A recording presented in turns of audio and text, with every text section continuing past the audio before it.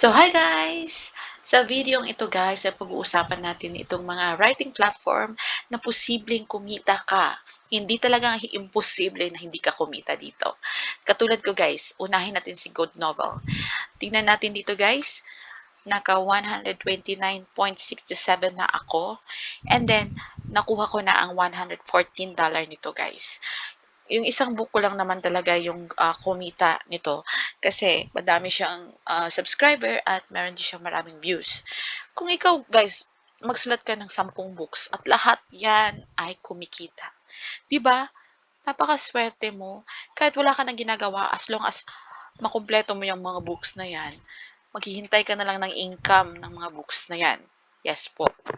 At saka, i-explain ko po sa inyo na nakadepende po yan sa contract na natatanggap natin.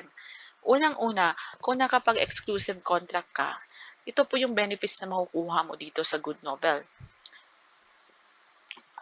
Pwede ka rin sumari sa contest kasi malaki yung mga rewards. Pag dito ka, kung titingnan mo dito sa exclusive, meron siyang signing bonus, which is $100. This is only for English story with 30K words. Then MAB, monthly attendance bonus, $150 for 50,000 word count. And then, ito po yung makikita natin dito sa reach mo itong completion bonus. Ayan, 250, 400, and meron din standing bonus. Ito yung mga the best written novels which reach 300K words with 300K views within 6 months. Diba?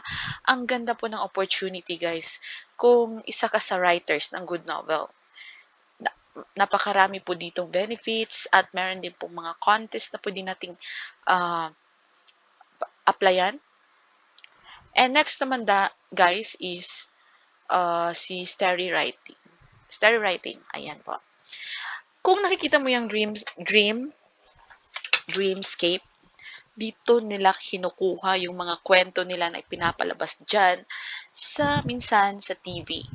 Swerte ka guys kung mapili yung book mo na may magandang, madaming followers at maraming nagkakagusto ng book mo basahin. Swerte mo kasi malaki yung kikitain mo dito. Yes guys.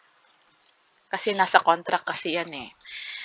So, dito guys is naka-reach ako ng 1,000K followers, naka-VIP na po yung aking book. And kasi tamad akong magsulat and then siguro nawalan ng gana yung mga readers ko na tapusin yung book ko. Dapat kasi dito guys, araw-araw tayong nagsusulat, nag-a-update tayo para ah, hindi mawala yung mga readers natin. Kasi pag sila naghihintay ng kailan ka pa mag-a-update, mawawalan talaga sila ng gana na basahin o tapusin ang libro mo.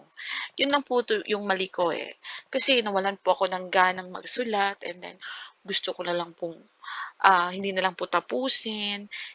Pero sa totoo lang, mas maganda talaga na tapusin mo yung libro mo. Kasi doon mo makikita na may achievement pala ako. Meron pala akong kayang gawin or kaya ko palang magsulat ng isang libro. 'Di ba? Naging author ka na. Kasi hindi mo masasabing author ka kung hindi mo tatapusin yung libro mo.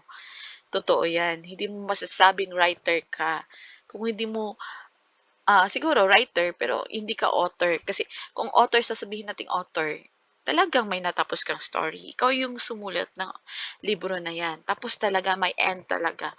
So, kung gusto niyo pong magsulat at kumita, pumunta na po kayo ngayon sa Star Writing at subukan niyo po.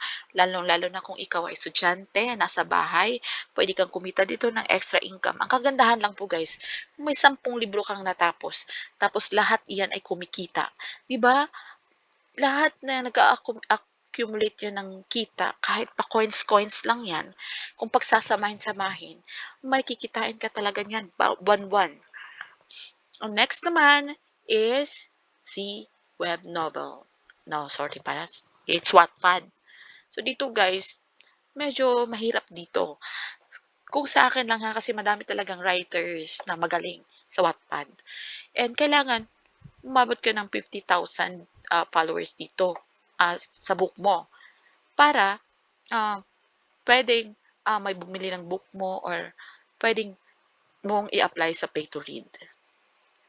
Gano'n kahirap po dito.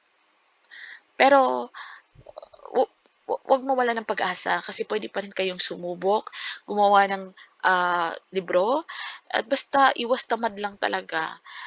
Mahirap talaga 'pag tamad kasi gusto mo yung may matapos ka pero parang bagsak yung katawan mo, yung utak mo, hindi ka makapag-isip kung anong next. Hindi madali ang maging author, guys. Hindi madaling maging sorry, writer pala.